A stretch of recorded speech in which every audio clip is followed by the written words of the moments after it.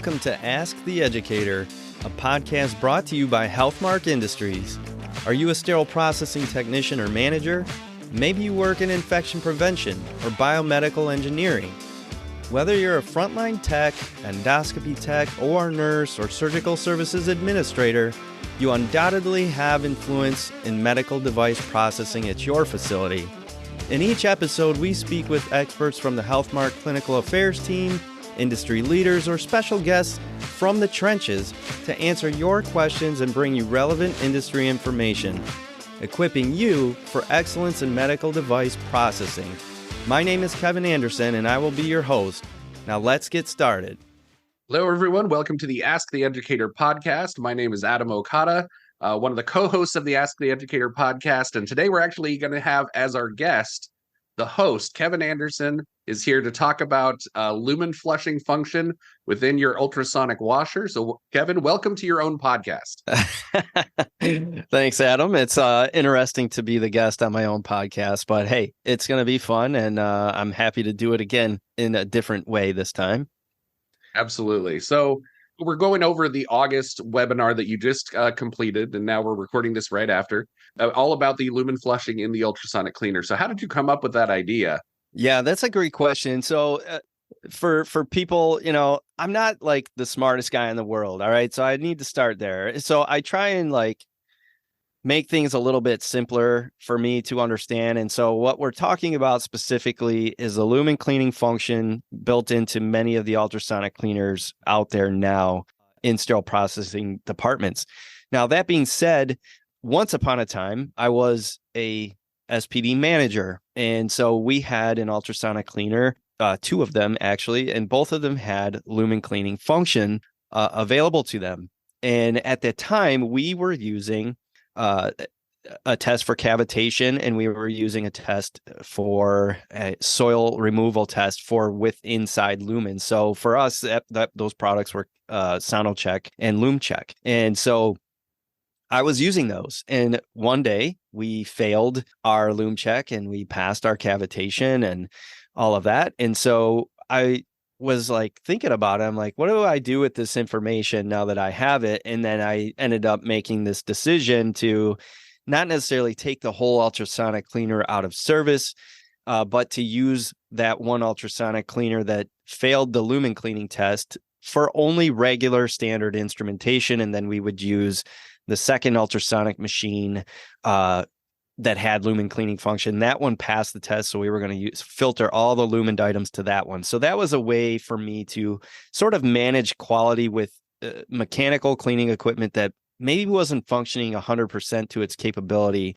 So that was number one, where the kind of the idea was sparked there, but then it kind of grew from there, because throughout all of these consultative practice reviews that we do, and we've actually put out surveys as well to the Healthmark customer base about their ultrasonic cleaners. And we ask them, do you test your ultrasonic cleaner every day? And if so, do you test for that lumen cleaning function as well, separately? And many of them answer no to that. They do test their ultrasonic cleaner, but they do not test the lumen cleaning function. And we actually published some of this data in the AORN, in the most recent AORN that came out, the journal. It's in there. So that's another reference that we put into the webinar today.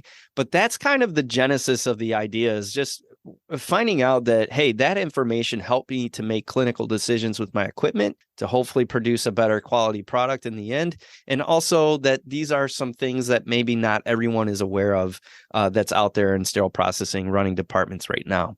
Yeah, and real quick, Kevin, do you happen to know the issue for the AORN journal where they can find that study that you did? Let me wheel my chair right over to the article here, and I'll tell you. All right. That's all right. I'm experienced at killing time. I've learned from the best here. That's right. So specifically, it is the August 2023 volume 118. That is the issue that new article is in, and it talks about our survey data and also some of the common problems we find with the lumen cleaning function of ultrasonic cleaners. But again, that's what we talked about on our webinar today, so you can find it in our past webinars on hmark.com as well. So absolutely. So most facilities, and I was one of these that did this as well, or I came into facilities that were only running one test in our ultrasonic, and it was a soil removal test. So why would that test not be enough to know if our ultrasonic is working or all of the functions of our ultrasonic are working? It's a great question. So with the cleaning process, especially with any mechanical cleaning equipment, there are just multiple factors at play to produce a clean instrument. Now, with ultrasonic cleaners specifically, the components that produce that lumen cleaning or flushing within the ultrasonic, that comes from separate equipment within the ultrasonic. It has its own pump, it has its own tubing, it has its own filter system, and all of these components, even the hookups themselves and the O-rings, all of that, all those things could possibly go wrong, and the cavitation could still be there. And the soil removal for regular instrumentation could still be working fine. And yet you could still fail this kind of test because it can fail independently of whether or not your cavitation is there or not. So that, I think, is the basic reason why it's so important to kind of test all these different functions. Absolutely. If you're not testing, you don't know whether that function is happening. And when I ask people, how do you know if your lumen flushing is happening in the machine? They say, well, my machine didn't alarm, so Yeah. it must be working. Yep. And what they don't realize is like the pump can be having water flow through. But like you said, if there's a broken O-ring or something's not plugged in correctly, or if there's a kink in the hose, the Yep. pump is thinking it's flushing, but nothing is coming out. And that's what you highlighted in the webinar. I highly encourage anybody who's interested in their ultrasonic and how it functions and knowing whether they're actually flushing these lumens to go check it out, because there's a lot of great information in there. And speaking of that, inside the webinar, you talked a lot about some real world case studies and things that you observed in hospitals. You had some videos. Yeah. Unfortunately, weren't able to play in the webinar, Yeah. but we got to see the still frames of them. So talk a little bit about those case studies and what we can learn from them. Yeah. One of them I thought was really interesting because the fix was pretty simple, actually. And basically what happened was Sharon Rojo, another colleague of ours, and I, that we were tag teaming and testing this ultrasonic cleaner in the Western United States. And he was setting up all the tests while I was kind of just watching. And what we observed was, well, actually the first test ran and we found out our cavitation test, soil removal test passed, but the soil removal test and the lumens failed. So we were actually going to set up for a retest. And when we did that, as he hit the cycle to run, we saw as the lid collapsed down and the instrument tray was lowered into the basin, we saw a kink in the hose of the lumen flushing mechanism. And immediately it was like a light bulb went off, like, oh my gosh, that's our failure right there.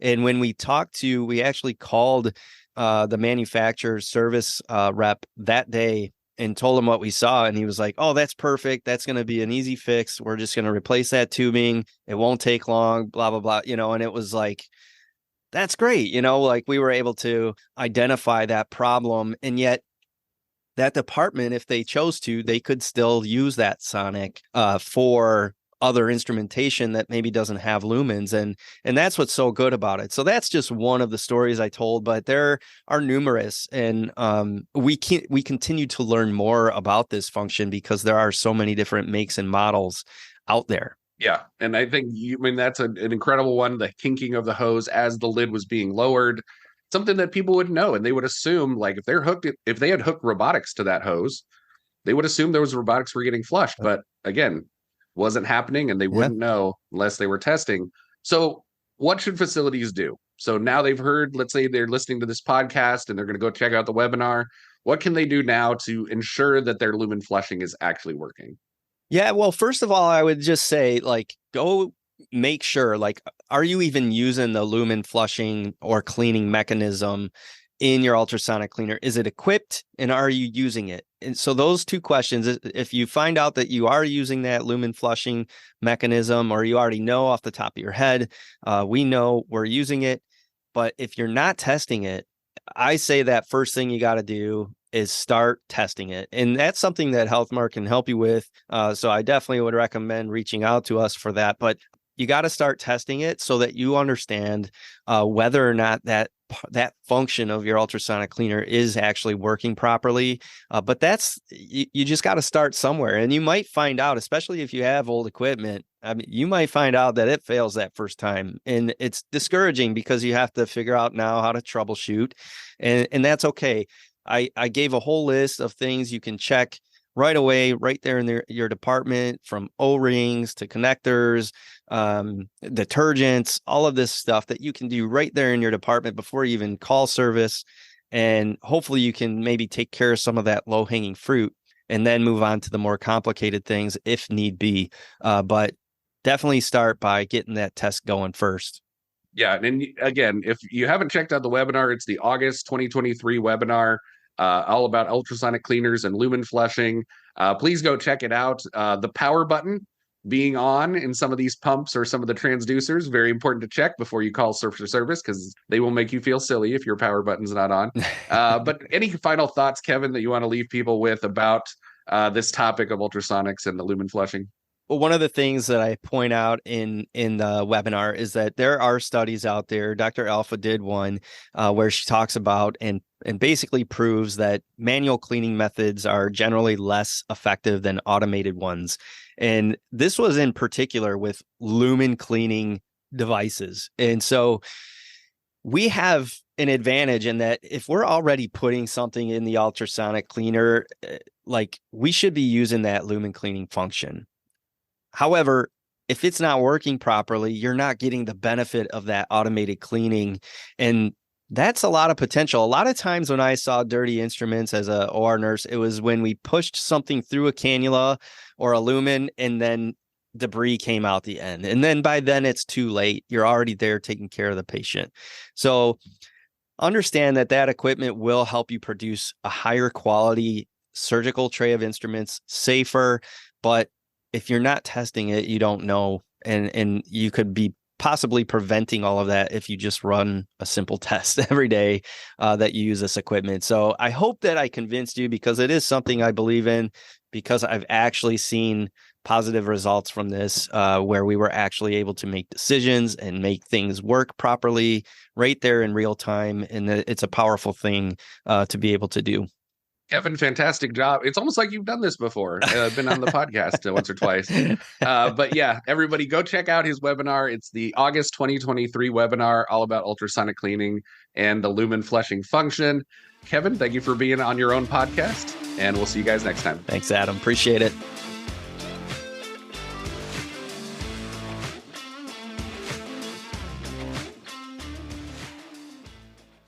All opinions expressed on this show are those of the presenters. Before using any medical device, it is important to review the device manufacturer's instructions for use.